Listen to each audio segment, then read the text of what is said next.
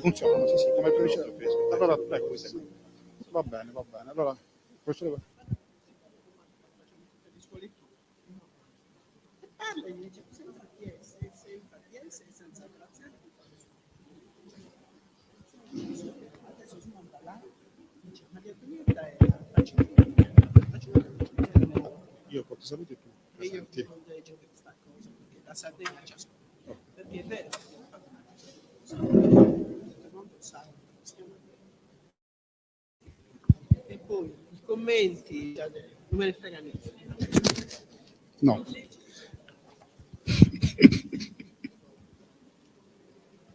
Buonasera a tutti e benvenuti.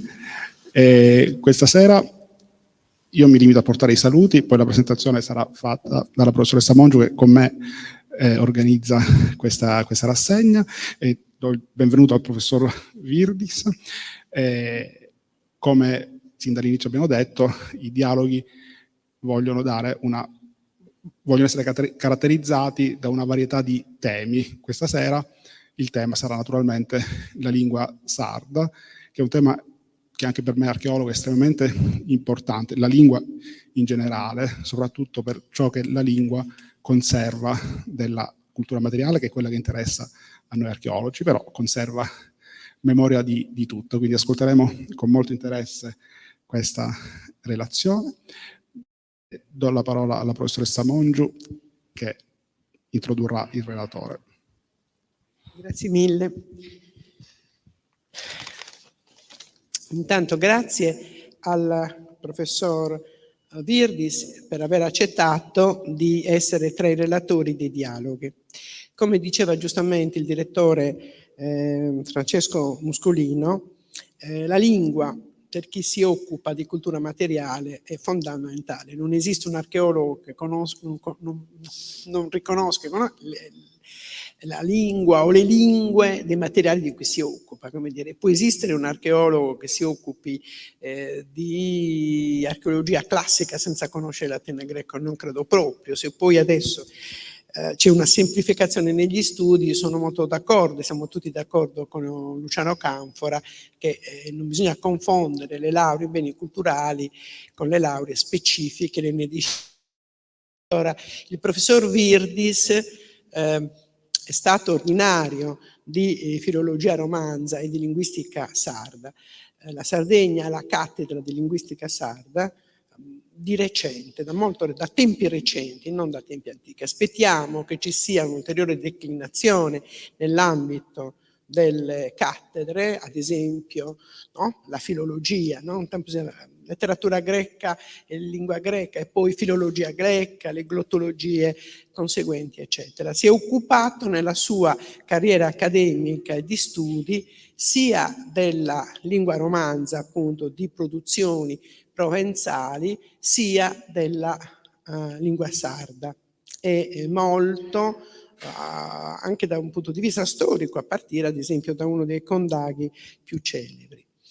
C'è relazione tra questi due mondi? Molto più di quanto non si immagini, anche perché il sardo è una sorta di densa stratificazione che parte da sottratti, da molti livelli di sostrato prima della lingua latina, come ci ha detto il professor Paulis quando ci ha fatto quella splendida lezione magistrale sul passaggio tra l'età bizantina e l'età giudicale proprio in senso stretto. Noi intendiamo, come abbiamo detto da poco, anche l'ha detto il direttore Muscolino quando abbiamo presentato la Janua Dorolevi nel vecchio museo che tra non molto apriremo, anche quello spazio perché tutti possono vedere i primi busti che lì sono stati collocati, che questa apertura verso la lingua sarda non è un fatto di tipo etnocentrico e non è neanche una captatio benevolenzie, ha ben radice nella cultura e in particolare vorrei leggervi solo un breve passaggio della celebre lettera che Antonio Gramsci scrisse a Teresina a proposito della lingua sarda. Ed è impressionante come questo intellettuale, questo pensatore, che è l'autore del Novecento italiano più studiato al mondo in questo momento, quindi il nostro conterraneo, sardofono.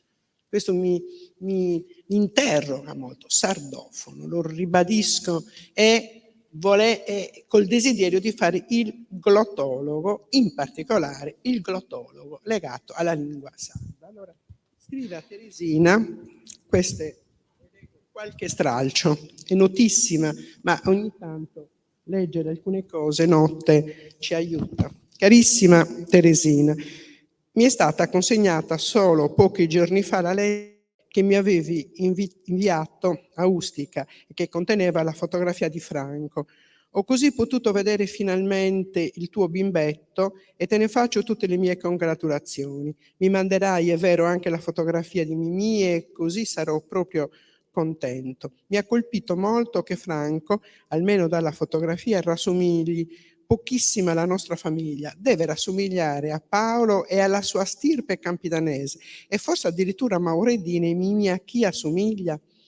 Devi scrivermi a lungo intorno ai tuoi bambini, se hai tempo, o almeno farmi scrivere da Carlo e da Grazietta. Franco mi pare molto vispo e intelligente, penso che parli già correntemente. In che lingua parla? Spero che lo lascerete parlare in sardo e non gli darete dei dispiaceri a questo proposito. È stato un errore per me non aver lasciato che Edmea, da bambinetta, parlasse liberamente il sardo. Ciò ha nuociuto alla formazione intellettuale e ha messo una camicia di forza alla sua fantasia. Non devi fare questo errore con i tuoi bambini. Intanto il sardo non è un dialetto, ma è una lingua a sé, quantunque non abbia una grande letteratura, ed è bene che i bambini imparino più lingue se possibile. Poi l'italiano che voi gli insegnerete sarà una lingua povera, monca, fatta solo di quelle poche frasi e parole delle vostre conversazioni con lui, puramente infantile. Egli non avrà contatto con l'ambiente generale, finirà con l'apprendere 2 gerghi e nessuna lingua. Un gergo italiano per le conversazioni ufficiali con voi, un gergo sardo appreso a pezzi e bocconi per parlare con gli altri bambini e con la gente che incontra per la strada o in piazza. Ti raccomando proprio di cuore di non commettere un tale errore, di lasciare che i tuoi bambini succhino tutto il sardismo che vogliono e si sviluppino spontaneamente nell'ambiente naturale in cui non sarà un impaccio per il loro avvenire, tutt'altro. Chiudo con un riferimento a Delio e Giuliano. Delio e Giuliano sono stati male in questi tempi, eccetera. Chiudi dicendo che loro sanno cantare delle canzoncine naturalmente in russo, delle canzoncine in francese e qualche cosa in italiano. Ora, quello che Gramsci dice è che una lingua vive se è parlata, se è scritta. È vero, e questo per precisare, che la lingua sarda comune che noi abbiamo utilizzato nella tavola dedicata a Doro Levi è lingua sarda comune scritta. La legge diceva e dice che la lingua sarda comune deve essere utilizzata per i documenti in uscita dagli uffici pubblici. E poi che un zunu va ed come ti fai dare e come te vuole fai dare. Quindi do la parola al professor Virdis e così ci racconta di un sardo che non è soltanto folklore, ma è una lingua testa. Grazie.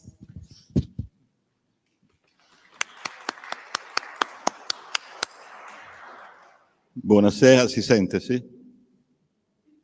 Buonasera a tutti, grazie per la vostra presenza qui, un mio grazie sincero e affettuoso al Museo Archeologico Nazionale di Cagliari, al suo direttore, il dottor Muscolino, e alla cara amicizia della professoressa Mongiu, perché ha avuto la cortesia e la stima di invitarmi qui. Dunque, comincerò.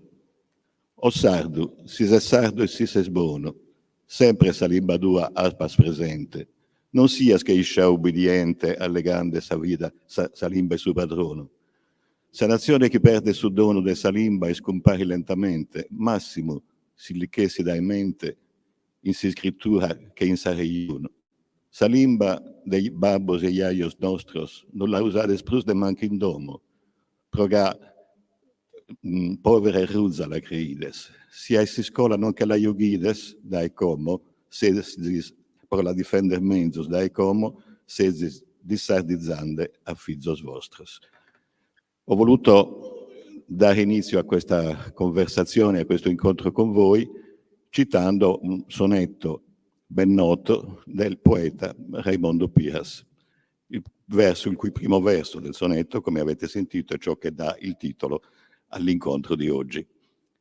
Semper salimba tua appas presente. Bene, Raimondo Pires ha vissuto buona parte del Novecento, dal 1905 al 78 se non sbaglio, poeta improvvisatore ma anche poeta a tavolino, come si dice, a tavolino, cioè poeta non solo improvvisatore, che sapeva parlare col popolo ma con molta arguzia, con molta intelligenza, una dei nostri migliori poeti. Così va meglio? Così? Senti? Uno dei nostri migliori poeti, dicevamo, popolare ma allo stesso tempo colto e allo stesso tempo pungente, anche acre molto spesso, ha delle come dire, fulminazioni sul campo morale, sul campo politico, per esempio, a volte appunto con capacità di pungere laddove va appunto, e ha dedicato un sonetto alla lingua sarda, che potremmo dire, nel giro dei 14 versi del sonetto, racchiude tanta sociolinguistica e tanta, come potremmo dire, pianificazione linguistica, ma anche tanto affetto e trasporto emozionale nei confronti della lingua sarda che lui usava in maniera così bella. Se il sardo ci scappa via, sicché essi dai Sarrigioni, se non lo scriviamo e se non ragioniamo, il vero discorso di ragionamento, non soltanto le quattro chiacchiere, il sardo muore lentamente e con lui muore sa nazione che perde quel dono, il dono della lingua. Ora sapete, lo avete visto anche nella locandina, che l'UNESCO, e quindi l'Organizzazione Mondiale dell'ONU, istituisce annualmente il 21 febbraio la giornata della lingua madre. E nel 2008 aveva proclamato il 2008 come anno internazionale della lingua, cosa che la Regione Sardegna a suo tempo, nel 2008, aveva fatto suo. Nell'ambito, diciamo così, del festeggiamento e comunque del ricordo del 28 aprile, stimola, sprona, sollecita i governi del mondo, tutto il mondo, al mantenimento delle lingue, di tutte le lingue, ma in maniera particolare alle lingue meno difese, che hanno meno difesa, le cosiddette, a non tutti piace questo termine, forse neanche a me, alle cosiddette lingue minoritarie. In molti paesi, perché tra l'altro dicevo, perché si celebra il 21 di febbraio? Perché quella è la data che ricordo in cui nel 55, comunque negli anni 50, furono uccisi dalla polizia pakistana 5 manifestanti che si opponevano all'imposizione dell'urdu pakistano contro il bengalese. Allora il bengalese, cioè l'odierno Bangladesh, faceva parte del Pakistan, e reclamavano l'uso della loro lingua. L'imposizione di una lingua che non è propria di chi la parla ha delle ricadute negative sull'accesso ai servizi sociali, alla sanità, all'istruzione, per cui difendere la lingua minoritaria è un fatto anche sociale, non di immediata sopravvivenza, ma comunque di un vivere dignitoso in società, in una collettività.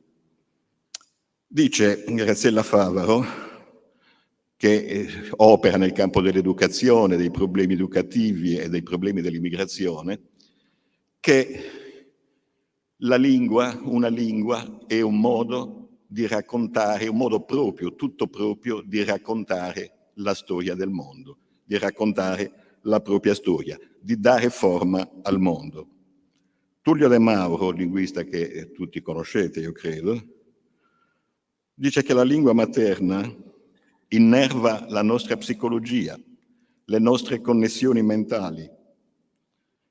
La lingua materna non ostacola, o lingua diciamo non ufficiale, con meno status, non dà nessun problema, e quindi appunto bisogna rovesciare un luogo comune che forse ancora dura e dura a morire, non ostacola affatto l'apprendimento di altre lingue, anzi lo facilita.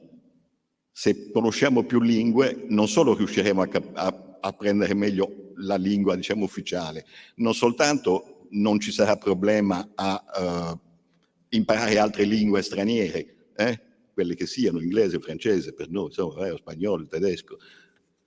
Anzi, facilita questo compito. Anzi, come ci dice Antonella Soraci, che si occupa di bilinguismo, che ha anche delle radici sarde e che opera e insegna a Edimburgo, stimola anche le capacità cognitive in genere, il bilinguismo e il plurilinguismo. Quindi quell'idea che ancora si sente dire ma a mio figlio non insegno il sardo perché sennò poi non impara l'italiano e confonde. Un bambino non confonde, un bambino è ricettivo, forse è l'adulto che fa più difficoltà. E allora la lingua è un modo per dare forma al mondo, qualunque lingua. Io mi dico spesso, insomma, faccio questa domanda e a volte la manifesto in situazioni simili a queste, insomma, quando mi capita di doverne parlare. Noi ci preoccupiamo, e giustamente, della tutela dei beni culturali, dei beni archeologici, cosa ben giusta. Il patrimonio culturale va tutelato, va conservato, va reperito, va studiato, va fatto conoscere. Chi dice il contrario? Benissimo. Ci preoccupiamo della, perdita della biodiversità. Quindi nel settore ecologico spariscono specie viventi, spariscono insetti, spariscono mammiferi, sono sempre di meno. Io mi chiedo allora, tutto questo pure è giusto, l'ecosistema va salvato, tutelato,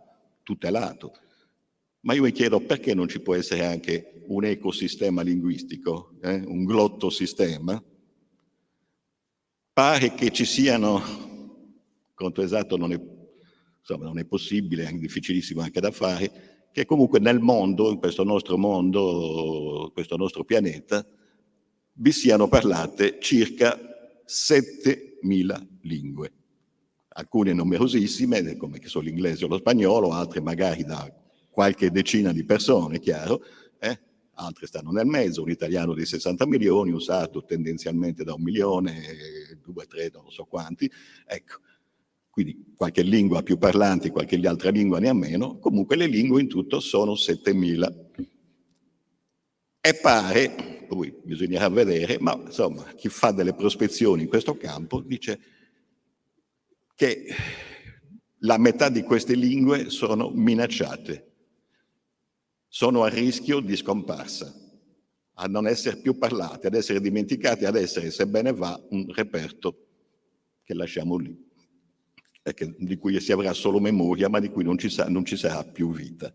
E forse il sardo è in queste lingue non forse la più minacciata, ma fortemente in pericolo. Ci torneremo su questo. Avete sentito dalla professoressa Mongiu la lettera di Antonio Gramsci, del nostro grande conterraneo, il nostro grande pensatore, alla sorella Teresina, nella quale sollecitava la sorella appunto a che il figlio, cioè il nipotino di Gramsci, parlasse tutto il sardo che voleva, perché altrimenti avrebbe avuto 2 gerghi e nessuna lingua. Ecco, questa cosa me la ripeteva il mio maestro, ripeteva sempre questa lettera di Gramsci, 2 gerghi e nessuna lingua, appunto. Tagli la lingua madre, quindi ti resta un italiano, ma è un italiano così, ingessato, che usi per le occasioni ufficiali, e non saprai il sardo perché ti evitano ti impediscono o comunque ti limitano nell'educarlo, nell'impiegarlo. Vabbè, i tempi sono un po' cambiati rispetto a Gramsci, ormai questa lettera è del 27, quindi è quasi passato un secolo, quasi 100 anni. E comunque certe cose sono ancora, diciamo, ancora moderni, ancora attuali. Gramsci non era un linguista, lo sapete tutti, aveva un'attività politica tumultuosa anche quando era stato costretto dentro al carcere, perché il suo cervello a cui volevano impedire di pensare non è stato fermato, anzi, quante cose belle ci ha detto. Gramsci non era un linguista, ma con la lingua aveva un rapporto particolare, con la lingua e la linguistica, anche perché lui era allievo a Torino, quando studiava all'università a Torino, di un grande linguista italiano che si chiamava Matteo Bartoli, innovatore da tanti punti di vista nel campo degli studi linguistici, non più quello che faceva soltanto l'algida grammatica, ma vedeva le lingue come cose vive e soprattutto studiava i contatti di lingua. Lui era stato anche incaricato, Bartoli gli voleva anche molto bene a Gramsci, avrebbe voluto che continuasse gli studi di linguistica.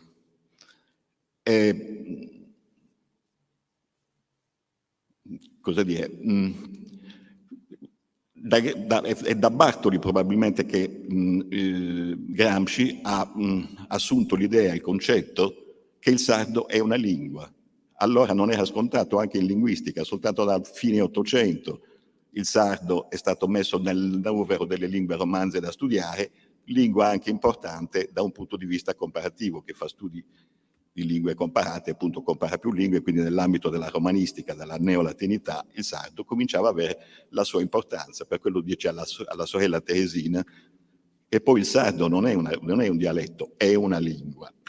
Ora sul concetto lingua-dialetto ci sarebbe molto da dire, forse qui non credo che ce ne sia il tempo, ma insomma, semmai ci faccio una capatina dopo. Qualche giorno prima di questa lettera alla sorella Teresina, Gramsci aveva espresso a Tatiana, la cognata, l'intenzione di scrivere un saggio di linguistica, cosa che non fece. Per dirvi che la linguistica, la problematica linguistica, Gramsci ce l'aveva in testa. Gramsci lascia molte pagine di interesse su cui molti gramscisti, come si può dire, non lo so, molti studiosi, insomma, interpreti, esegeti di Gramsci, leggono e su cui scrivono, insomma, e ci meditano sopra, molte pagine relative soprattutto alla lingua italiana. Una lingua italiana che per lui è una lingua ingessata, appunto, torno a dire, una lingua di eruditi, formata nei piccoli studiosi, se non nella torre d'avorio degli eruditi, dei colti, degli scrittori. Non è una lingua popolare, perché la vera lingua popolare è nelle parlate locali, nelle parlate dialettali, lì c'è la vera lingua del popolo. Allora lui che aveva a cuore l'idea di una lingua nazionale e popolare, diceva che nell'italiano dovevano entrare molecolarmente, per dirlo con le sue parole, piano piano anche elementi delle lingue parlate, dei dialetti e comunque delle lingue minori, tra cui anche il sardo. Lui che era tra l'altro sardofono e capiva bene questo. Gramsci però bisogna pensare, non era un oltranzista sardista, non è che voleva una Sardegna o una lingua sarda chiusa in se stessa, ma era una lingua che doveva entrare in contatto dialettico con le altre lingue, ecco, che vivesse la sua vita ma non la vivesse dentro un recinto conchiuso. Ecco, bene, ma veniamo più specificamente alla lingua sarda, fatto questo come cappello. Questione della lingua. C'è una questione della lingua italiana, quando andiamo a scuola la studiamo tutti, la questione della lingua, soprattutto nel Cinquecento, ma insomma vabbè, ma poi dura fino a Manzoni, anche oltre, forse fino a oggi, mai conclusa. Quale lingua? Ma c'è anche una questione della lingua sarda che non è, come forse molti di voi penseranno, una questione nata oggi in questi ultimi decenni, così fine Novecento. e oggi, fino ad oggi. Non è una questione moderna, cioè è anche una questione moderna, ma non è nata nella modernità. La questione della lingua sarda ha alle spalle almeno 4 secoli. È da 4 secoli che questa questione della lingua e del sardo come lingua si pone. Per inciso, ma neanche tanto, vorrei ricordare che circa 3 secoli fa Antonio Ludovico Muratori aveva sottolineato e stigmatizzato come i sardi fossero stati i primi a usare il loro volgare nei documenti ufficiali. I giudici sardi, cioè i sovrani sardi, utilizzavano il sardo nei loro documenti e nelle loro scritture. Ci tornerò magari più dopo, ma intanto pensiamo questo. Antonio Ludovico Muratori, 3 secoli fa. La questione della lingua, per tornare alla questione, nasce in Sardegna a fine 500. C'è un grande sardo, quasi ignorato da tutti, mi pare che Cagliari non gli abbia dedicato neanche una via, c'è a Selagius ma non c'è a Cagliari, un intellettuale, sacerdote canonico, sassarese, che si chiamava Gerolamo Raolla. Possiamo chiamarlo l'iniziatore, il padre, comunque il primo stimolatore del sardo come lingua letteraria.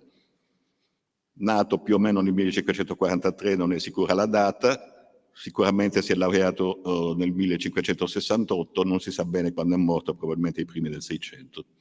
Si sa che le due opere che ci restano, cioè il poema in ottavi di tipo ariostesco, Sa vida su partire e morte del sos glorioso Santos Gavino Pruto e Januario, titolo lunghissimo, è del 1582, e poi scrive le rimas diversas spirituales, pubblicate nel 1597.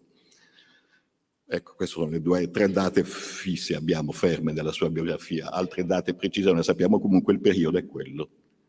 Bene, nell'introduzione al poemetta geografico sulla vita di Gavino Pruto e Januario, vita, martirio e morte di Gavino Pruto e Januario, dice che il sardo è una lingua che deve essere impiegata. Siamo in epoca spagnola, ricordate bene, che molti sardi, che in Sardegna ci sono molte intelligenze, ma queste intelligenze si esprimono in altra lingua. Altre lingue, ovviamente, a parte il latino, quali saranno state? L'italiano, di cui c'è ancora il ricordo, poi l'Italia del Cinquecento, il leader culturale, e lo spagnolo, ovviamente, perché siamo in piena epoca spagnola. Tanti begli ingegni che si esprimono in lingue non proprie, in lingue che parla già di nazione, certo non di nazione in senso moderno, ottocentesco, novecentesco, ma parla già di nazione, di individualità della Sardegna e di altre nazioni, ben inteso. E dice questa bella frase: gli ingegni sardi corrono a dare luce al sole.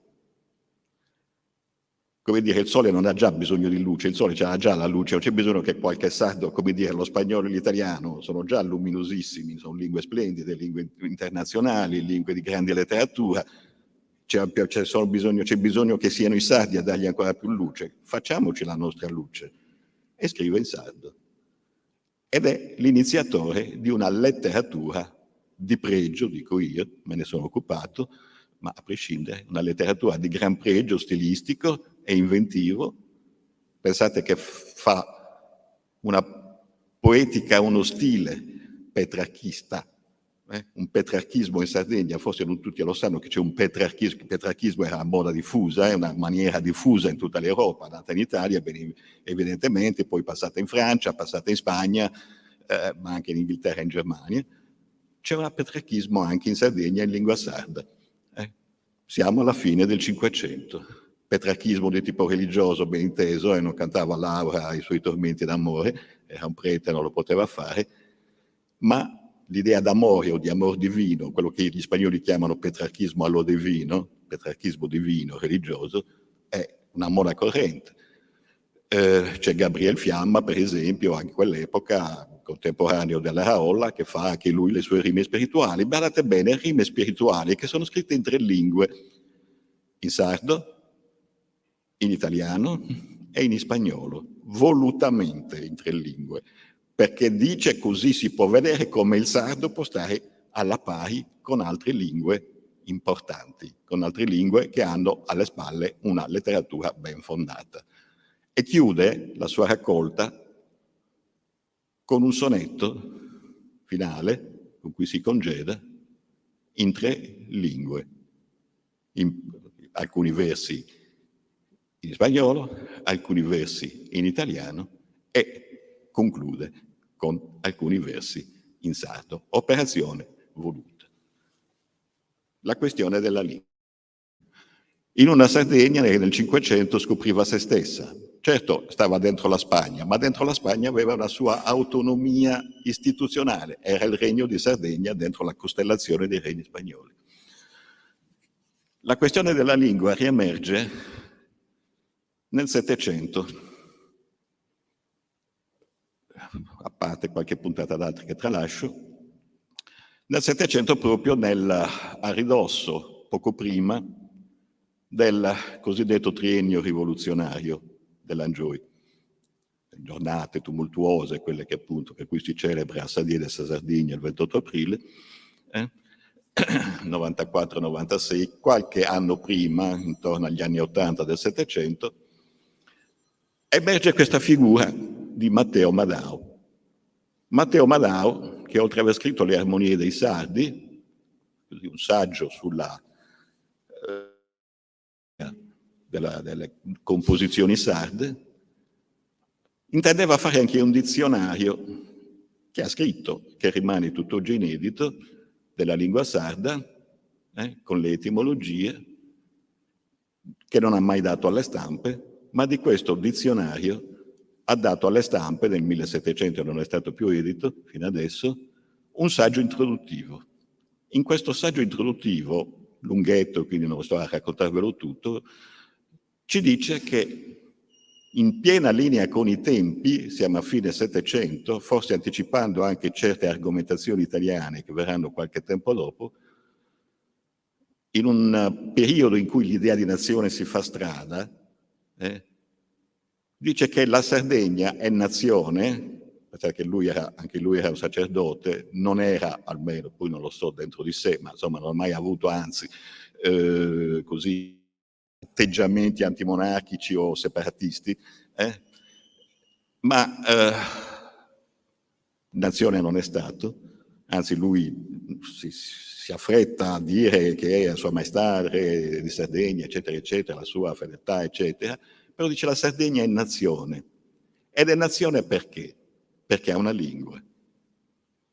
Una lingua che non ci deve chiudere in se stessi, in noi stessi, ma una lingua che può essere scambiata come si scambiano le merci, uomo del Settecento, quando l'economia aveva importanza, ecco, che ha le sue parole, che può prendere certo parole di altre lingue, ma che può dare anche parole ad altre lingue. Ecco. È parlata da tutti, dice, se un prete, lui che era prete, predica in una lingua che non è il sardo, le sue parole non hanno effetto sui fedeli, sulla gente, per convincerla, per emozionarla, mentre se parla in sardo, la sua parola, la sua omelia, avrà effetto. Lui già in qualche modo prefigura una sorta di filologia sarda, sa delle diverse età del latino, sa che il sardo, essendosi staccato prima dal tronco della latinità, non ha avuto, diciamo così, le influenze germaniche, sa che il sardo è stato colonizzato da Roma prima di altre regioni e che quindi la sua lingua mantiene caratteri di arcaicità. Lui non c'è ancora il concetto di lingua neolatina, come diciamo, di genesi, ma è ancora tributario di una certa erudizione settecentesca, e tuttavia ha intuizioni brillanti e conosce i documenti antichi. Sa che ci sono lingue orientali, gli va un po' a tentoni, visto con gli occhi di oggi. Ma lui pone la questione della lingua. Successivamente a lui c'è quello che si proclama suo discepolo e che è stato direttore qui a Cagliari del Collegio di Santa Teresa, non distante da qui, e che è Vincenzo Porro. Anche lui sacerdote, docente, bibliotecario della biblioteca, quella che è la biblioteca universitaria oggi, autore di un dizionario ancora bello, ancora da tanti punti di vista attuale, che gli linguisti del Novecento conoscevano e hanno usato per le loro, diciamo così, riflessioni più moderne e successive, appunto, che parla di sardo come lingua della Sardegna, un po' stempera la parola nazione, perché insomma dopo le repressioni anti-angioiane parlare di nazione sarda diventava pericoloso, e così su questa linea c'è il benemerito canonico Spano, archeologo anche tra l'altro, numismatico, conoscitore di lingua, demologo, una figura importantissima per la cultura della Sardegna, per l'autocoscienza della Sardegna dell'Ottocento, quindi ha vissuto larghissima parte dell'Ottocento, quasi tutto, che intitola la sua grammatica, che in parte è grammatica prescrittiva, soprattutto prescrittiva, ma anche con buone, data l'epoca naturalmente, conoscenze anche, diciamo così, storiche, e anche a conoscenza della variazione diatopica, cioè della variazione areale, della variazione da luogo in luogo, ecco, della lingua sarda, intitola la sua grammatica Ortografia sarda nazionale. Ortografia sarda nazionale con la dedica ai sardi, in sardo. Lingua della nazione, lingua di gran valore perché, ovviamente nella sua ottica, oggi ragioneremo in modo diverso, molto vicina, molto conservativa e dunque vicino al latino e quindi degna di essere lingua tout court. Siamo all'Ottocento. Nell'Ottocento, quindi nell'epoca di piena vita del canonico Spano, c'è quell'altro fenomeno abnorme delle false carte di Arborea. Ci potrei parlarne a lungo, ma ovviamente non lo faccio, che sono un imbroglio, sono una frode, sono forse autocolonizzanti e tuttavia esprimono una sorta di inconscio, almeno fra gli intellettuali, del fatto che il sardo e la Sardegna, la lingua sarda, debbano avere la loro dignità. Si inventano una storia che non c'è, si inventano il fatto che la letteratura italiana sia nata in Sardegna, ovviamente sono bubbole, non è così, e tuttavia le cause poi sono diverse, siamo sulla, come si dice, sulla soglia, insomma, sulla vigilia della perfetta unificazione, la Sardegna, gli intellettuali sardi si volevano presentare con tutte le carte in regola, con l'abito buono, come hanno detto, quindi anche noi abbiamo una cultura antica, gloriosa e produttiva.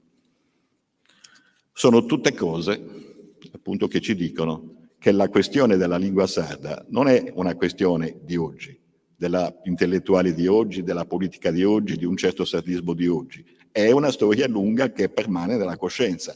Quello che si fa oggi è ereditato da tutto questo, da un movimento, diciamo così, da un pensiero, da una linea, da un'idealità e non da un'ideologia, da un'idealità che ha almeno 4 secoli alle spalle, come questione della lingua. Rinasce naturalmente oggi la questione della lingua, col problema appunto delle minorità, del dover essere tutti alla pari, della dignità dei popoli, ovviamente. Gli anni 70 sono stati, sia pure nel loro tumulto, fecondi, magari alle volte contraddittori. Certi discorsi sono stati entrati un po' in quell'aura del terzo mondismo, diciamo così, però hanno prodotto. Le proposte moderne, diciamo così, di legalizzazione della lingua cominciano già dagli anni 70.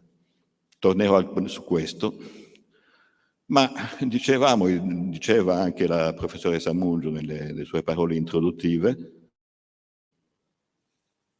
che la Sardegna ha una sua letteratura. Gramsci in questo forse si sbagliava, non era forse molto a conoscenza quando diceva appunto alla sorella Teresina di lasciar parlare al figlio, quindi al suo nipote, tutto il sardo che voleva, perché il sardo è una lingua non è un dialetto ma è una lingua, anche se non ha una letteratura. Beh, qui forse Gramsci si è sbagliato, forse non era del tutto al corrente di questo, perché il sardo una letteratura ce l'ha. Il sardo una letteratura in lingua sarda, ben inteso, a parte quelli che scrivono in altre lingue, no? In spagnolo, in italiano, vabbè. Una letteratura ce l'ha, non sarà ricchissima, ma c'è. Bene. Allora, quando è che il sardo comincia ad essere scritto, ad essere usato nella scrittura? Bene, i primi documenti sono antichi più o meno come questo edificio dove siamo, come la chiesa di San Saturnino. E la chiesa di San Saturnino è anche nominata quando viene donata ai Vittorini.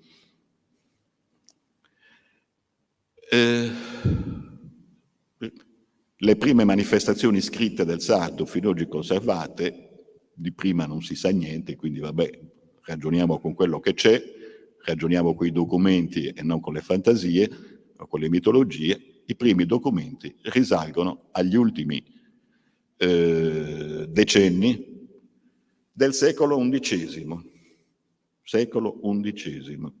Quindi sono circa da 1000 anni. Sono circa 1000 anni che la lingua sarda viene scritta, magari episodicamente, magari con difficoltà, magari con momenti di silenzio, ma sono quasi un millennio che la lingua sarda viene impiegata nella scrittura. E badate bene, non sono i conti della spesa o qualche poesiola per la bella innamorata o qualche preghiera così, addio ai santi. Sono, lo dicevo prima, le carte giudicali. I giudici sovrani sardi emanano la loro decretazione in lingua sarda, le loro donazioni in lingua sarda. E in quest'epoca, più che altro nel XII secolo, nel secolo successivo, abbiamo i kondages. Lo sapete, io credo, tutti voi cosa sono i kondages, e sono registri patrimoniali di enti monastici. Forse ce n'erano anche, ci saranno stati, parrebbe, anche kondaghi laici, sembra proprio dei kondaghi ci sia qualche indizio per presumere che ci fossero anche kondaghi laici, dove i monaci, insomma il priore, registrava la vita economica del monastero, cosa comprava, cosa vendeva, lo scambio di servi. Allora c'era la servitù, i servi venivano comprati e venduti, e soprattutto c'erano i kertos, la lite del soggetto in campidanese, la lite giudiziaria. Mi ha fatto causa questo e per quell'altro. Potrebbero sembrare cose noiose, e forse in tanta misura sono anche noiose, ma non sono scritture naif o appunti buttati giù. In molte carte di questi kondages, uno viene da Santa Maria di Bonarcado, Motiferro, un altro viene da Sassari, San Pietro di Silchi, e poi c'è quello di Semestene di Dullas, sì. Ecco, i 3 kondaghe ci sono rimasti, poi ce n'è un quarto kondaghe che però conosciamo soltanto nella traduzione tarda in spagnolo, tranne qualche frammento, non abbiamo l'originale. Bene, nei kertos c'è già quasi una sapienza narrativa, non voglio dire adesso che fa della narrazione letteraria, ben inteso, ma c'è una capacità di scrittura, una capacità di convincimento, una cultura giuridica, una capacità di convincere le menti, magari anche in maniera così, che faceva comoda la parte che scriveva, ben inteso, tutto si risolveva sempre bene e doveva convincere a questo. Sono una sorta di archivio memoriale che faceva giurisprudenza. Si vede che dietro ci sono priori che sanno scrivere, che sanno impostare, che sanno indirettamente citare le scritture, appunto, non sono appunti gettati così, oggi mi sono comprato 4 mele e 10 pere, ho comprato una terra, sì, ci sono anche schede del genere, ho comprato quella vigna, me l'ho dato quest'altro, ho dovuto pagare tanto. Ma ci sono, soprattutto in queste che hanno un maggior respiro narrativo, c'è già una capacità appunto di scrittura, di impostazione testuale, non da poco. Siamo al XII secolo.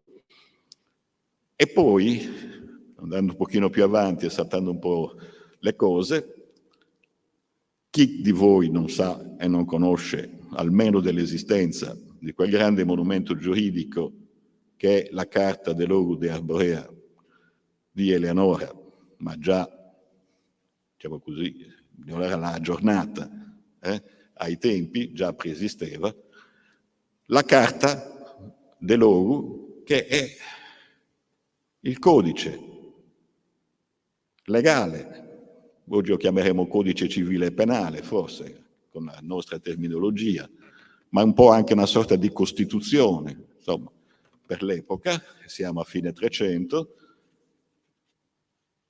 scritta ovviamente in sardo.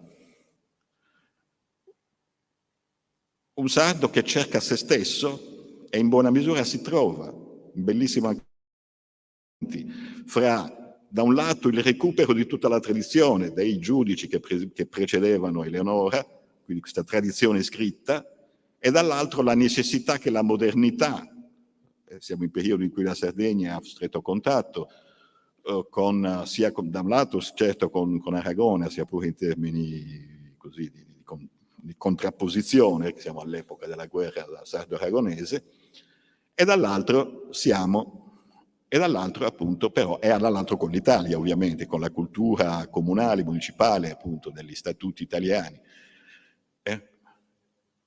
Quindi un sardo non inerte, ma un sardo dinamico, e lo si vede a volte anche nella difficoltà di scrittura e oggi per noi di comprensione, non tutti i passi della Carta dell'Oru sono immediatamente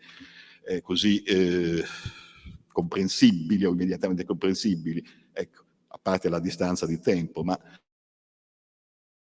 dinamica, questa lingua che cerca una sintassi, una testualità più ampia di quella che non fosse i Condaghi, ecco, ma che tuttavia mantiene e vuole mantenere, che sembra che ci sia quasi una decisione in questo, una volontà di mantenimento della tradizione di scrittura sarda che precedeva Eleonora. Giusto per ricordarci, la Carta dell'Oru è rimasta in vigore fino al 1827, sia pure superata in molta sua parte, ben inteso, perché i tempi cambiavano, insomma, si poteva tenere un codice medievale nel 600, 700, 800, ma insomma comunque è rimasta la legge fondamentale dei sardi fino a Carlo Felice, che poi l'abolirà, l'abrogherà, sostituendola appunto col codice feliciano nel 1827, e che ha avuto diverse edizioni in epoca moderna. Ecco, molte anche ludo-esizzanti, quando il Logudoro, la variante, piano piano, proprio con la Raolla, e con il cenacolo culturale sassarese, diventava in qualche modo la variante ufficiale del sardo. Ecco, quindi l'arborense, la varietà arborense usata da Eleonora, insomma, comunque sia dall'entourage intellettuale di Eleonora e così legale di Eleonora, diventava appunto, questa arborense si tramutava in logudorese. E anche questo indicativo, la storia della lingua sarda. C'era anche una questione quale variante dobbiamo usare, roba che dura fino ad oggi accapigliandoci, a volte anche in maniera impropria, diciamo così. Letteratura. Vi ho già detto di Gerolamo Raolla per la questione della lingua, ma è stato anche un grande letterato. Ma voglio almeno ricordare, così, en passant per modo di dire, insomma, diciamo in breve, non en passant, che poco tempo dopo la Raolla c'è stato uno scrittore del meridione della Sardegna, originario di Maracalagonis, e che è Salvatore Vidal, così chiamato, Salvatore Vidale alla sarda. A questo almeno la via gliel'abbiamo dedicato qui sotto Monte Urbino. Scrittore contraddittorio da molti punti di vista, in genere non molto ben visto, non molto ben valutato, uomo pio, uomo santo, francescano, considerato santo già quando era ancora in vita, ci andavano i malati a farsi guarire. Ha scritto tanto e in tante lingue, in latino ben inteso, ha scritto in spagnolo e scriveva in italiano. Ha scritto anche in sardo, un po' sulla scia della Raolla. Ecco, la Raolla aveva scritto dei martiri, insomma, dei santi Gavino, Proto e Januario, sassaresi, no? I santi patroni sassaresi, e lui aveva scritto invece un poema sulla martirio e morte di Sant'Antioco, di Sant'Antioco. Roboante, mistilingua, cioè, sì, è in sardo, che tutta l'infrastruttura è in sardo, ma essendo in epoca barocca, lui è proprio un esempio di barocco in lingua sarda, un esempio, un bel esempio, non sempre facile da seguire, anche perché molte parole secondo me se le inventa, se le crea, non è facilissimo, ma è roboante, una sintassi spesso ingarbugliata, appunto la meraviglia barocca, devi meravigliare, come si faceva nel 600, no? Devi essere roboante, Ecco, lo si fa anche in sardo, lo si è fatto. È un bel impasto linguistico, un impasto contraddittorio come era lui, appunto. Molti è stato accusato di aver detto bugie, di essersi inventato la storia, era un po' irregolare da certi punti di vista, pur essendo un uomo di fortissima fede, assolutamente in linea con l'ortodossia cattolica. Adesso è sepolto a Roma, riposa lì, appunto, in una chiesa degli Spagnoli, nella vecchia Roma, della Roma, appunto, nella Roma barocca, insomma, ecco, nella Roma storica. Ecco, importante anche per questo, scrivere in latino la storia di Sardegna, ecco, per dire un altro intellettuale e un altro artista, perché artista si può chiamare, di appunto, Salvatore Vidal. Abbiamo un bellissimo Settecento in Sardegna. Pensiamo a figure come il Pisurzi, Giovanni Maria Pisurzi, o pensiamo a Fra De Luca Cubeddu,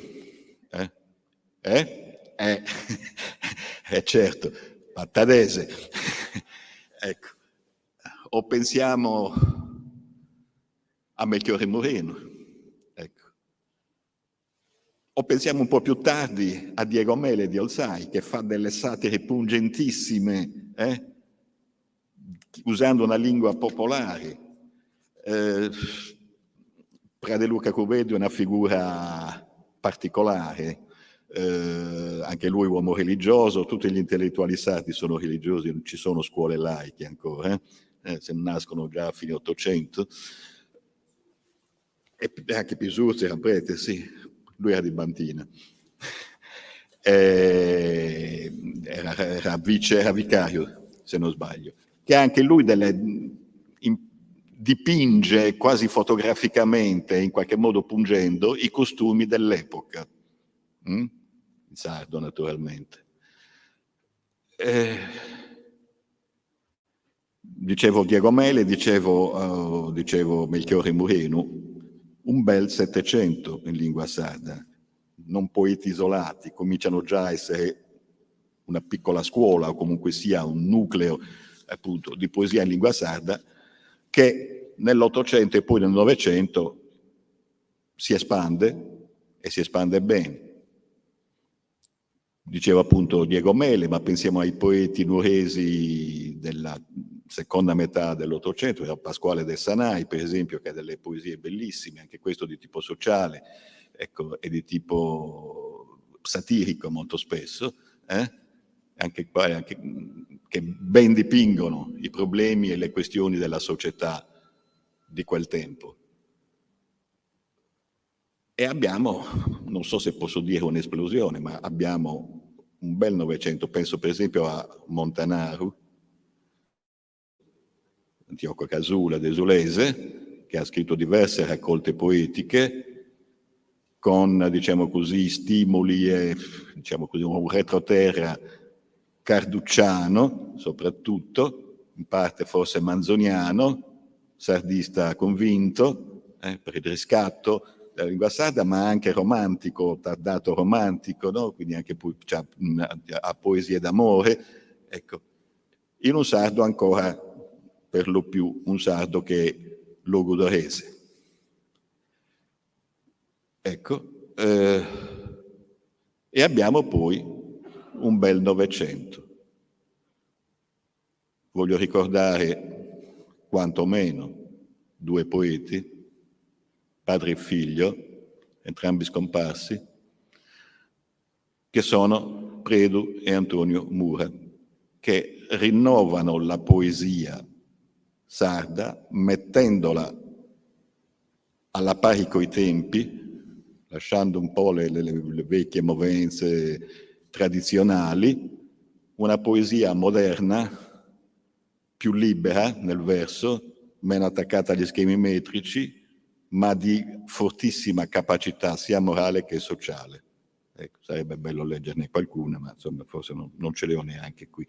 Ma Antonio Mura dipinge una Sardegna non nella maniera oleografica e tradizionale, neanche con la solita lagna dei sardi, scusate, ma sono sardo anch'io, quindi la critica semmai la faccio anche a me stesso, siamo sconfitti, siamo colonizzati, siamo un'isola, siamo questo, siamo quell'altro. Lui vede la problematica in maniera più elastica. Mi viene in mente giusto questi 4 versi che ricordo a memoria. Che zente iacaradeno che zemusu, curando nossas fertas de sudempus, orfan ordenaciones, colonia disarmada, forestas d'armas. Poi la poesia continua. Sinesiamo erimobotus putio cantare. Dipinge in 4 versi la situazione dei sardi.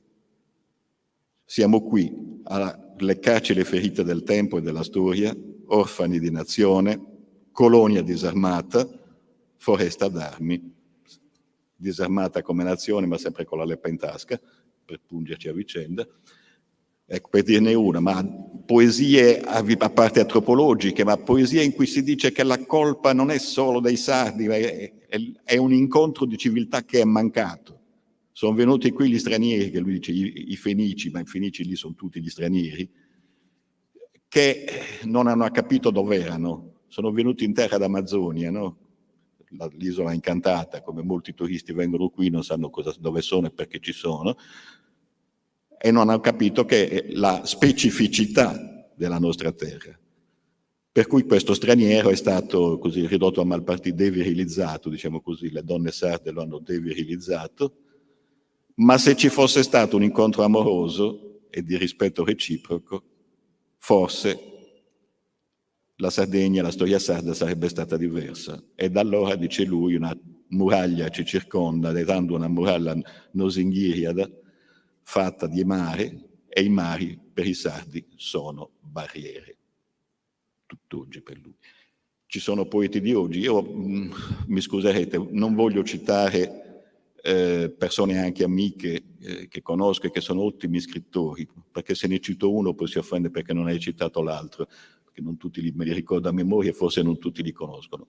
Ma c'è in questi nostri ultimi tempi, diciamo a partire dagli anni '80, una buona produzione in prosa, che è una novità per la Sardegna, e non la prosa giuridica, ma la prosa narrativa. Mi limito a citare Benvenuto Lobina, Poganto Bidanova, che è un romanzo bellissimo, un romanzo straordinario, Poganto Bidanova, appunto, che parla della vita di un piccolo paese della Sardegna, Villanova Tulo, appunto, attraverso una figura che si rifà a una figura realmente esistita, appunto di Lillicu, reduce della grande guerra, prima guerra, eccetera, eccetera. Insomma, vabbè, i fermenti di lusso, del sardismo, eccetera, eccetera, ma anche descrizioni, diciamo così, di relazioni sentimentali o di processi, diciamo così, dell'antifascismo dell'epoca. Ecco, ce ne sono tanti altri di narratori viventi, contemporanei, alcuni miei amici, o comunque conoscenti, che dicono cose belle. Fatemi ricordare almeno, visto che siamo qui in questo luogo, Aquilino Cannas, il cantore di Cagliari, che tra l'altro aveva scritto delle cose semiserie come lui era, scriveva il serio, scriveva un po' ridendo ma un po' sul serio, appunto parlando appunto di San Saturnino, di quello che succedeva qui dietro alle spalle con gli scavi, delle chiacchiere popolari un po' mitologizzanti che facevano loro. E anche se non scrive proprio in sardo, ma in quella mescilare delle lingue, che forse sarebbe piaciuto a Gramsci, fatemi ricordare quantomeno Serrazini, che ci dice della fatica di essere sardi, insieme alla fatica di esistere per tutti noi, per ciascun individuo in questo mondo, come è stato faticoso per lui vivere in questo mondo. Lo conosciamo tutti e lo ricordiamo con affetto. Ecco, un italiano innervato di sardità, ecco, diciamolo così, che ha fatto poi scuola in tanti altri scrittori dopo di lui. Ecco, non ci sarà una letteratura ricchissima, ma forse non certo possiamo compararla, bisogna avere anche i sensi del limite e dell'autocoscienza. Non sarà una letteratura ricchissima come quella italiana, francese, spagnola, inglese, tedesca, russa e quant'altro, però ce n'è. E se vogliamo, e se la coscienza la acquisiamo, si può produrre di più. Tanto più che questa fine Novecento, so se le cose si sono un po' calmate, insomma, calmate nel senso purtroppo, insomma, una certa onda si è un po', ci dice che però si può fare. Quello che dispiace è che di tutta questa produzione in sardo è sottaciuta, è quasi underground, qualche ammiratore, qualcuno ammanzioso, come si dice, qualcuno innamorato, qualcuno così, che se ne occupa o che gli piace, ma la stampa non ne parla, i giornali non ne parlano, la televisione non ne parla, già poco si parla della letteratura in genere, certo, fra l'altro, ma ancor meno si parla di letteratura in sardo. Restano quasi sconosciuti. Si può parlare di scrittori sardi che scrivono in italiano, sì, se ne parla, vabbè, da Grazia Deledda in giù, vabbè, se ne parla tanto, ma degli scrittori in lingua sarda non ne parla. È un fenomeno locale, un fenomeno così di qualcuno che ha un po' le fisse, magari sa anche bravo, ma che ce ne importa, e invece ce ne dovrebbe importare tanto, per le ragioni che vi ho detto. La lingua crea il mondo, non che una lingua crea il mondo non lo crea la lingua, il mondo c'è, chiunque l'abbia fatto e comunque sia avvenuto, ma lo dipinge in maniera diversa. Ogni lingua dipinge il mondo in maniera diversa. Ma veniamo un po' all'oggi, ai tempi nostri, a quelli che stiamo vivendo. Il sardo è una lingua minacciata, lo dicevo, forse a rischio scomparsa. Intuitivamente lo sapete tutti, perché che questo è. C'è da domandarsi due cose. Uno, perché è così, perché c'è questa minaccia che ci incombe, e due, perché, che cosa si può fare? Ora, la prima domanda si può anche rispondere, la seconda che fare? Beh, è una lingua minacciata per diverse ragioni. Intanto c'è il primo problema del mancato passaggio intergenerazionale. Cosa significa? Significa che padri e madri non insegnano più il sardo ai figli, per tanti motivi. Perché ormai nel mondo che ci circonda quasi non si parla più, per il pregiudizio che se gli insegno il sardo poi non sapranno l'italiano, cosa assolutamente non vera, anzi se gli insegni il sardo forse sanno meglio anche l'italiano, tanta povertà secondo me lessicale di tanti nostri molti ragazzi di oggi nasce anche dal fatto che i dialetti non esistono più. Dice, come il dialetto, ma allora parlavano in dialetto. No, se sai il dialetto sai anche l'italiano, almeno se vuoi saperlo e se hai così, la volontà di farlo, la possibilità di farlo, ma molto impoverimento deve avere una lingua sola e quindi ti stringi in quello e quindi ti chiude le capacità cognitive. Dunque non c'è il passaggio intergenerazionale di padre e madre in figli, ecco. E questa è già una delle prime cause, è difficilissimo, diciamo così, riempire questo gap. Due, c'è il fatto ovvio, una lingua minore cosiddetta, chiamiamola pure così,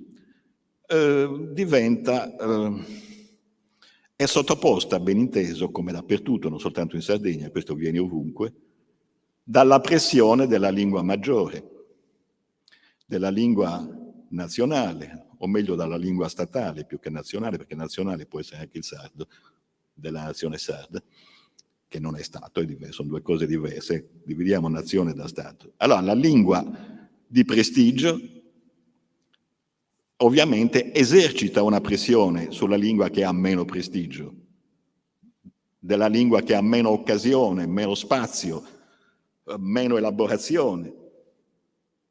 È ovvio, perché sei immerso in un mondo che parla un'altra lingua e certe esigenze le comunichi in quella lingua.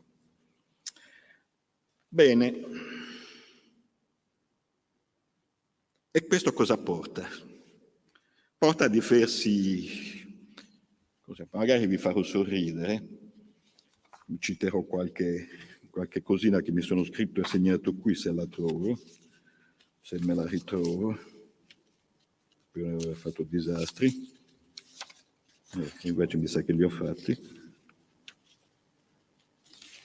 Ah no, ce li ho. Porta a quel processo che, dicendola con una parola un po', come dirvi, difficile, si chiama rilessificazione. Cosa significa?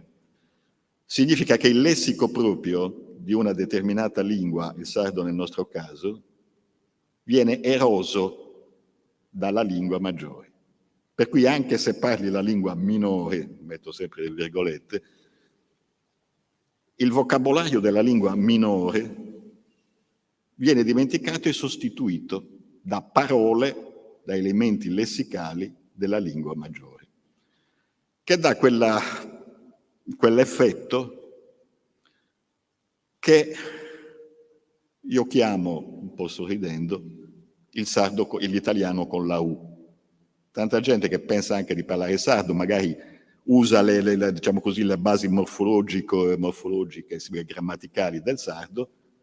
Sì, i pronomi sono quelli, sa coniugare il verbo, bene o male, se vai a certi ragazzini chiedi come si fa il condizionale non lo sanno, eccetera, tanto per dire. Ma insomma, dentro una base grammaticale sarda, molte parole sono le parole italiane con la U finale, perché la parola sarda è ormai dimenticata.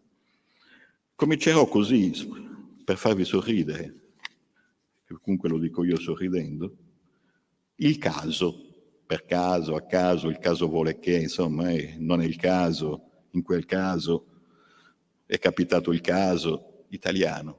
Come dirlo in sardo? Quasi tutti dicono sugasu, ma sugasu in sardo è il formaggio. Non è il caso. E caso si dovrebbe dire in altre maniere. Abbiamo per esempio l'ispanismo po a caso, se per caso, in sin caso, nel caso che, s'occasione, sa combinazione, oppure divaiga pia, farci caso, per dire. Oppure raccontessi ciò che è capitato, nel caso capitato, un caso storico, no? Un caso giuridico. Mi chiedo quante persone sappiano oggi la differenza fra verbi che un significato molto vicino fra loro, fra attuai e attinai. Attuai vuol dire intuire, cogliere quello che uno dice o che uno legge o che uno percepisce. Attinai è più riflettere, pensare in maniera assennata.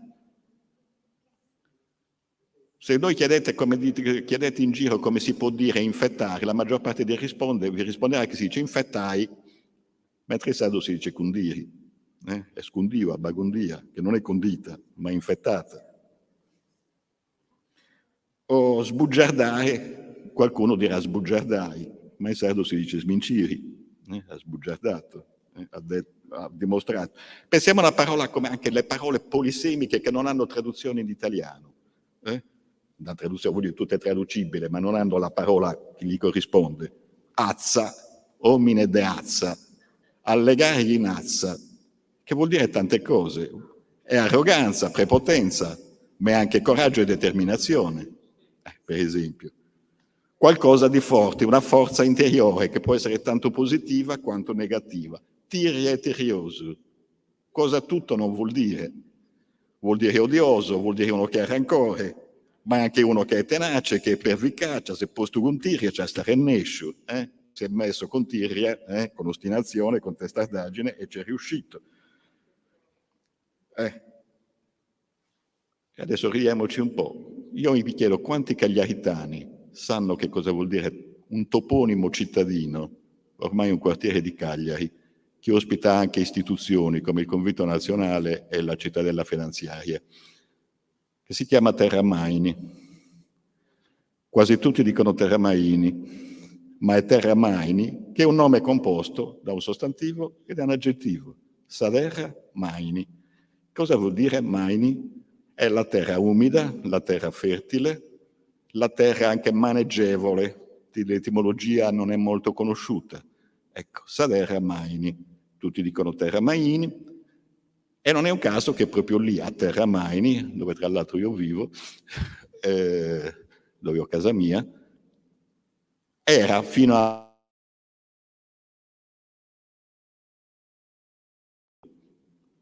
molto florido. Ecco, giusto per dirne qualcuno. Come si dice omogeneo? Andate in giro, omogeneo. Invece dice paribile, perpere, tanto per dirne qualcuna. O constatare, come appu constatare o appu verificare, ma si dice avverguai o scombattai, esatto. Bene, potrei continuare, ce ne sarebbero, potrei farvi un vocabolario intero e non lo faccio, ma per darvi degli esempi. Ora, questo pone un problema al quale non mi sottraggo, ma diciamo dentro il quale così provo anch'io un imbarazzo. C'è chi mi dice, ma tu sei antico, vai a cercare il sardo che nessuno parla più. Ma dico, a parte che mio padre lo sapeva, quindi insomma non sto parlando di secoli fa, sto parlando semmai di qualche generazione fa. Mio padre che era sardofono, da cui il sardo ho imparato, da bambino, anche se si parlava italiano a casa, ma da lui l'ho imparato, da lui e dai nonni. Sono parole che mio padre sapeva. Non è che stiamo parlando di quale passato remoto, stiamo parlando di una generazione prima la mia, di 2 generazioni prima di quella dei ragazzi di... E questo ci dice quale diluvio c'è stato. Non è solo un annacquamento del lessico sardo, è un alluvionamento del lessico sardo che non c'è più. Si dirà, ma tutte le lingue scambiano parole. Certo, ben vero. Quante parole greche non sono entrate nel latino? Quante parole francesi non ci sono nell'italiano o anche spagnole? Non parliamo del subissamento inglese di oggi, dei Jobs Act, delle spending review e quant'altro non ci sia, non parliamo del download e l'upload, il downgrade, l'upgrade e così via, e ce ne sono tantissime, il welfare che non è più la previdenza, si chiama welfare, bisogna chiamarla welfare, e così via. Tutte le parole, tutte le lingue scambiano parole. E dove c'è necessità bisogna farlo. Laddove il latino non aveva la parola giusta, la pigliava da greco. Non soltanto nel linguaggio scientifico, colto o filosofico, anche quanti grecismi ci sono nella vita quotidiana. Per esempio, tutte le lingue l'hanno fatto. Perché non può farlo anche il sardo? È certo che lo fa. Mi disse una volta un ragazzo, ma in sardo che studiava filosofia, che era così interessato alla lingua sarda, dice, professore, ma come direbbe lei in sardo ontologia? E lui ha detto, in greco deriva da ontos, in latino si dice ontologia. I francesi dicono ontologie, gli inglesi dicono ontology, i tedeschi dicono ontologie e gli spagnoli ontologia.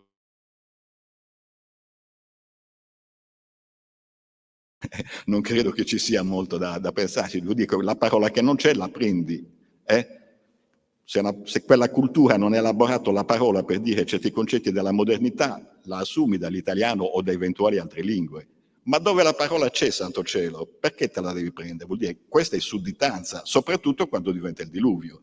Quindi non è essere chiusi nel recinto sardo, guai noi siamo i più belli, i più bravi, più così, e no, guai se entra qualcosa di fuori. No, quello che è necessario si fa, ma non perdere quello che c'è, appunto. Posso capire anche la moda, posso capire la parola così, però voglio dire, è un patrimonio che si perde. Appunto, l'italiano con la U. E poi c'è quell'altro problema. Sto avviando a concludere, spero di non annoiarvi, ma insomma, fra poco finisco. L'identità. Identità sarda, identità di qualunque cosa sia, identità italiana, identità spagnola, identità tedesca. Bella parola che può diventare brutta, ma è soprattutto una parola che non si sa bene cosa significhi, alla fin fine. Come nazione, è cominciata bene, doveva essere l'originalità di una nazione, e poi sappiamo quali disastri ha combinato il nazionalismo nel secolo che ci lasciamo alle spalle. Abbiamo celebrato, più che celebrato, abbiamo ricordato, appunto, giovedì scorso era la giornata della memoria, e quale tragedia è stata, insomma, no? Per eccesso di nazionalismo. Infatti la parola nazione si usa un po' di meno, anche perché abbiamo il ricordo di quelle tragedie.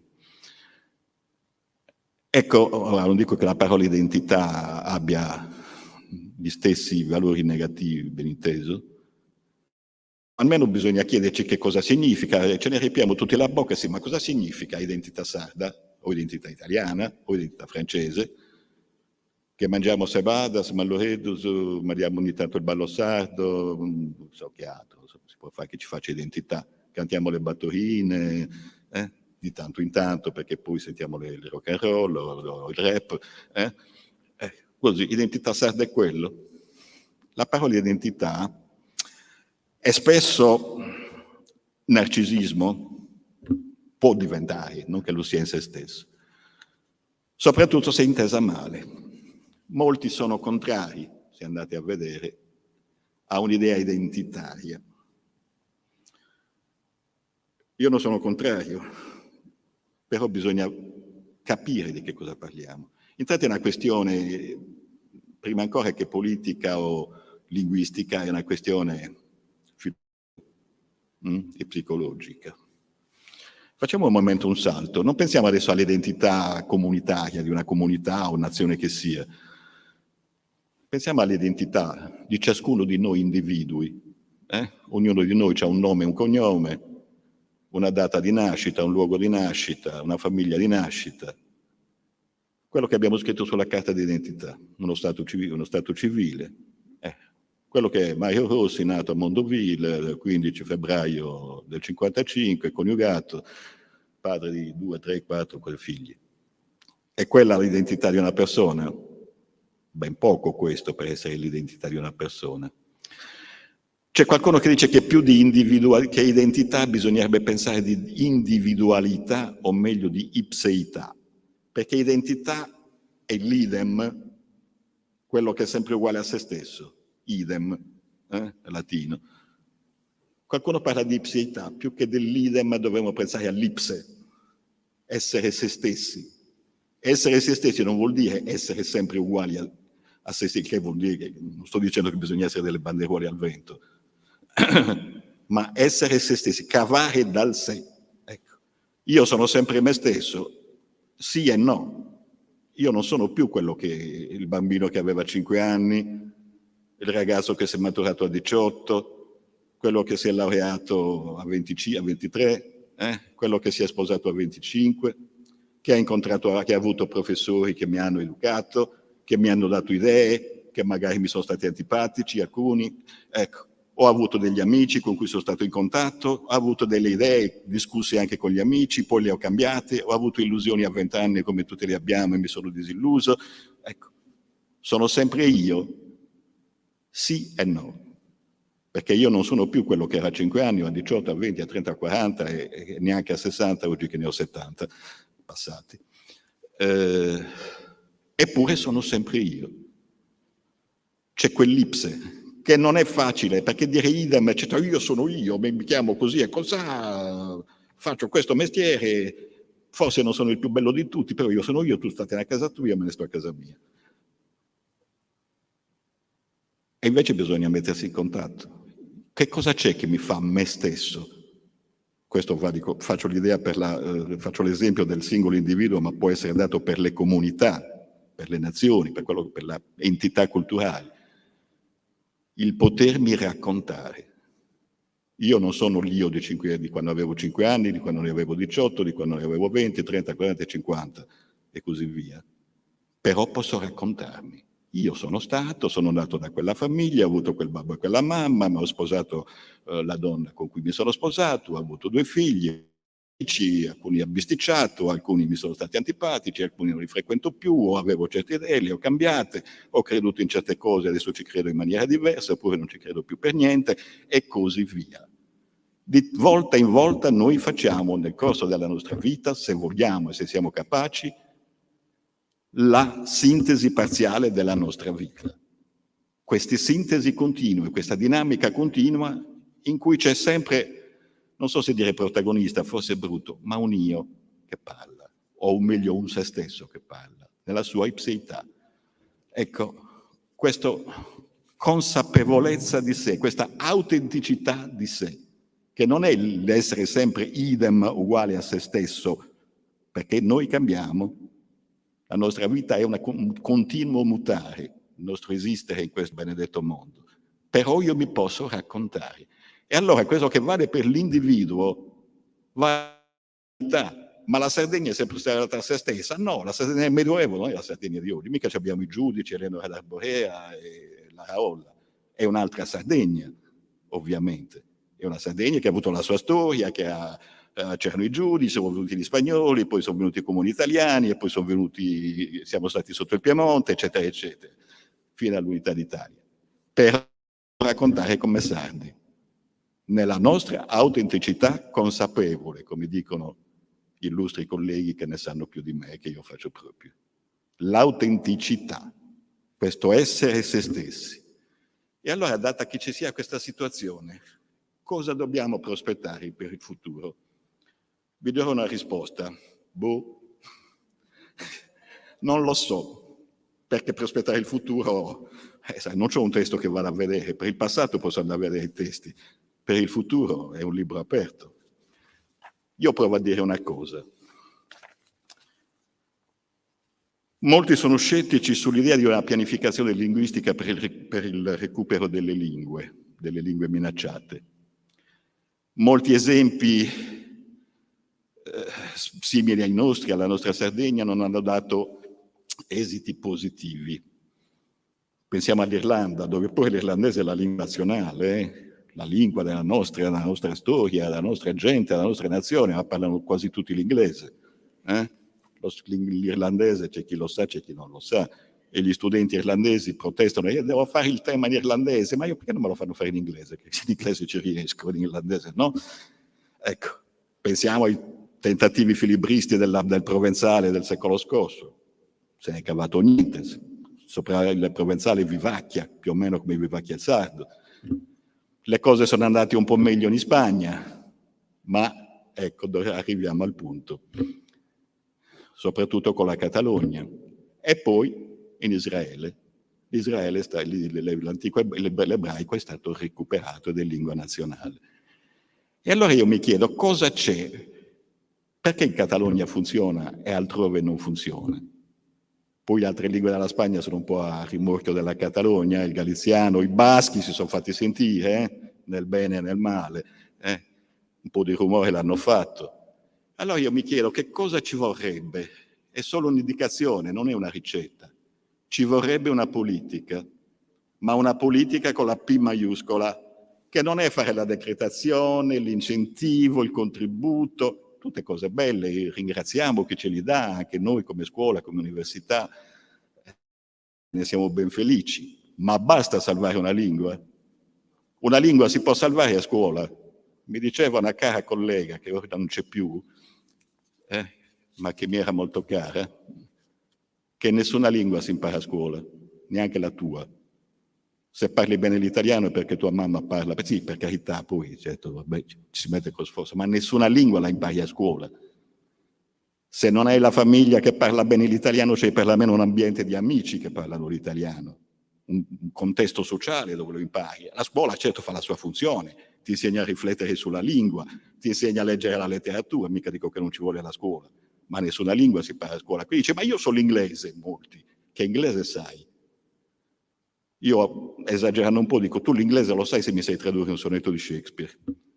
E lasciando perdere i sonetti di Shakespeare, che forse oggi sono difficili anche per gli inglesi, ma almeno se capisci le battute di Mr. Bean, quel comico degli anni '80, se sai capire la metaforica, se sai capire una battuta all'inglese, se sai capire gli idiomatismi, se no tu potrai anche fare un bell'articolo scientifico, dico scientifico per essere scientifico, vero, in inglese, in un buon inglese corretto, ma non sai l'inglese. È un'altra cosa sapere l'inglese. Molti che sono stati in Inghilterra mi dicono sì, li capisco quando devo trattare con gli uffici al mercato, questo e quell'altro, ma quando parlano l'inglese fra loro mica li capisco. Ah, vero. Una lingua non è soltanto un po' di parole. Molti si chiedono, ma perché studiare serve? Io dico, una lingua che serve non è una lingua esprime, una lingua crea, una lingua inventa.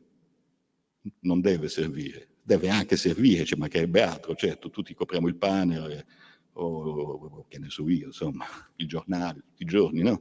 O mangiamo al ristorante o pigliamo il treno e lo dobbiamo dire qualunque dia. Ma non serve solo questo, la lingua è qualcosa di più. Che cosa ci vuole? Ci vuole una politica, per concludere, una politica con la P maiuscola, che sappia non soltanto decretare, ma sappia cogliere emotivamente, coinvolgere emotivamente, far capire. E qua dovrebbero entrare gli esperti di comunicazione, gli esperti anche gli attivisti, insomma, di comunicazione di massa, una convinzione, ma non una convinzione perché devo fare la testa a uno con l'imbroglio, far capire quanto può essere bello. Allora io dico, non è soltanto il contributo all'editoria, alla radio, televisioni, scuole e quant'altro, ma già vederlo nella cartellonistica, non quella dell'entrata dei paesi che insomma è quasi folklore, Cagliari, Castellus, Selagius, Ceragius, ma i negozi, perché non fare delle fiction in sarto? Ci vorrebbero gente coinvolgente e maggiormente presente di questo, di quanto sia oggi, di quanto oggi non si faccia. Ci riusciremo? Chi vivrà vedrà. Intanto vi ringrazio.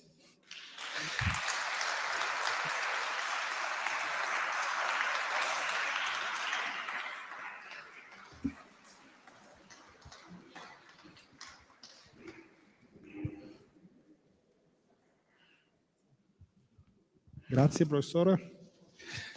Grazie. Grazie a voi. Se ci sono domande, richieste di chiarimento. Sì, prego. Le arriva il microfono.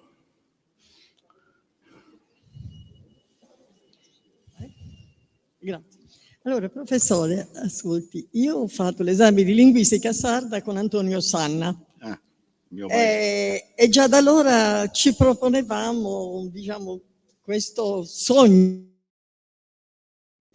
Però quello che io noto è che è difficile forse arrivare anche ad affrontare il discorso, che è difficile per noi sardi, e affrontare anche il discorso della lingua, in quanto noi abbiamo più di 300 dialetti. Allora, una grammatica sarda esiste, perché si diceva che l'italiano o la miglior lingua sarebbe quella del triangolo Giave, Bonorve, Cosuine, che è il lugudorese. Allora, per me, io ho avuto genitori che parlavano in lugudorese, però a noi dicevano voi dovete parlare italiano. Loro tra di loro parlavano e noi figli orecchiavamo.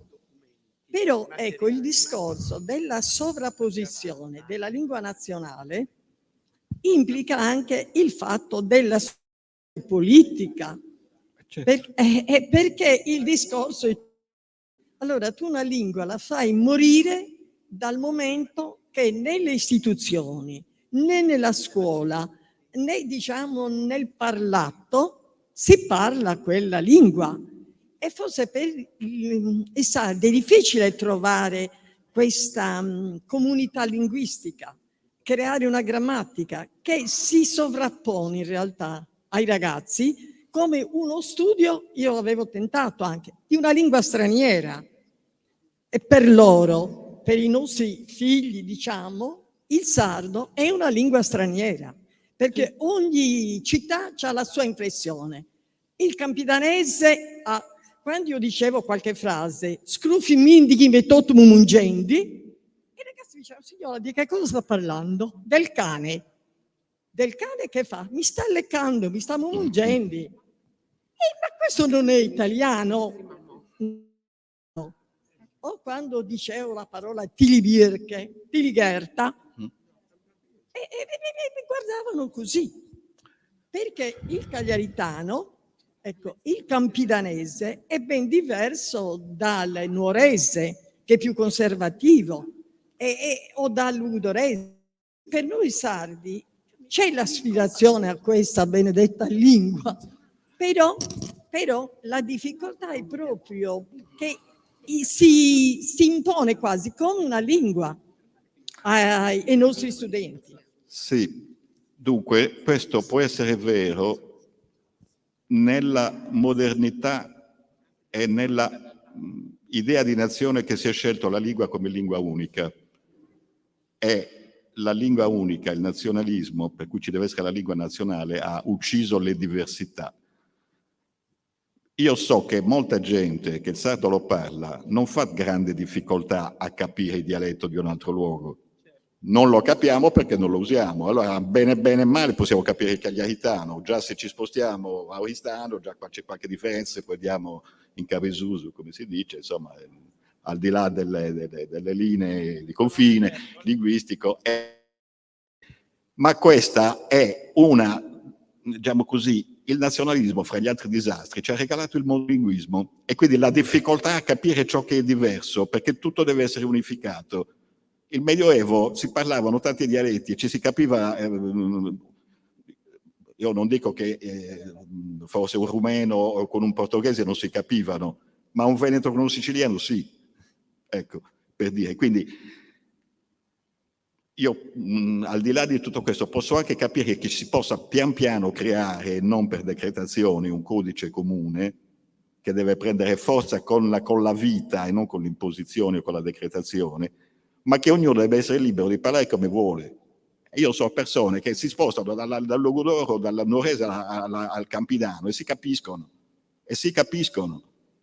Ecco, quindi è l'abitudine a parlarsi. Il Medioevo non aveva una lingua nazionale. Andate nella Francia oggi, che oggi è come dice, l'emblema dell'unificazione linguistica, la lingua della Francia, le français, non c'è altra lingua. Per cui ci sono le lingue minori, vabbè, chi se le vuole parlare se le parla.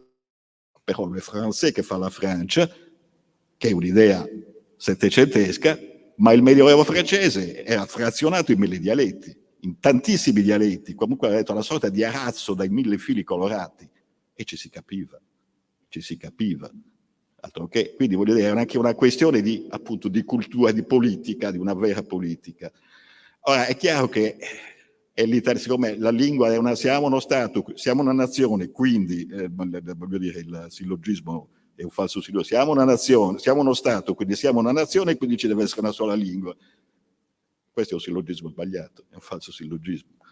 Possiamo essere uno Stato che ha anche molte nazioni all'interno, molte lingue e molte micronazioni, o comunque microentità culturali, se non le vogliamo chiamare nazioni, che ha un multilinguismo al suo interno, che non deve essere minaccia. Allora, noi non dobbiamo sovrapporre la situazione con le categorie dello Stato nazionale ottocentesco. C'erano sì, 2 interventi.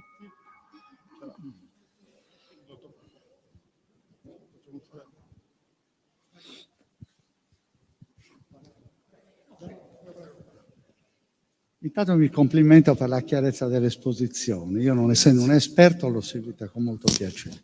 La mia forse è una domanda ingenua. Come interpreta lei il fatto che presso le famiglie nobili sarde si è sempre parlato il sardo in casa? Io lo interpretavo come un vezzo. Lei può dare una spiegazione a questo fatto? Non le saprei, confesso, non le saprei rispondere esaurientemente. Allora, intanto c'era l'idea appunto del regno sardo, e il regno sardo parlava sardo, anche se non nell'ufficialità. Forse i ceti nobili parlavano il dialetto in funzione antiborghese, perché i borghesi parlavano italiano, e quindi erano un po' gli antagonisti di classe, e allora si differenziavano parlando il sardo, la lingua della vecchia nobiltà, la quale nobiltà parlava lo spagnolo quando aveva i contatti ufficiali, comunque con la Spagna, ma con l'elemento locale sardo parlava il sardo. Ecco, invece la borghesia che si inseriva in altri contesti culturali si italianizzava. Non lo so se fosse solo un vezzo, sì, in parte era anche un vezzo di diversificarsi, di affermarsi come diversi rispetto a un'altra classe sociale. Poi ci sarà chi fa storia sociale, lo saprà meglio di me. A me pare questo.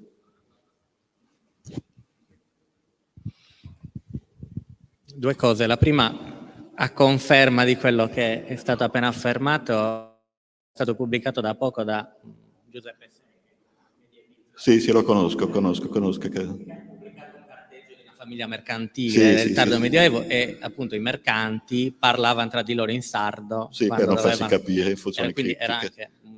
Aveva anche una funzione criptica, però la mia più che domanda affermazione è che volutamente neutra è un'altra. Facendo l'esempio catalano, l'esempio della Catalogna, sì. Cioè, parliamo di una scelta nazionalista, ovvero sia di una scelta di un utilizzo di una lingua in chiave proprio anti-spagnola. È esclusivista perché la tendenza, anche non solo nei livelli popolari, ma anche nell'accademia catalana, è quella dell'esclusione. Cioè, a me faceva andare gli esami in italiano piuttosto. Io ho sostenuto esami in italiano e in inglese pur di non sentir parlare castigliano. Nel senso, quanto è sdrucciolevole un percorso di creazione, e ripeto, è una domanda neutra, perché insomma, non ho capito quanto è sdrucciolevole un percorso di creazione di una lingua, cioè di impiego di una lingua sarda comuna,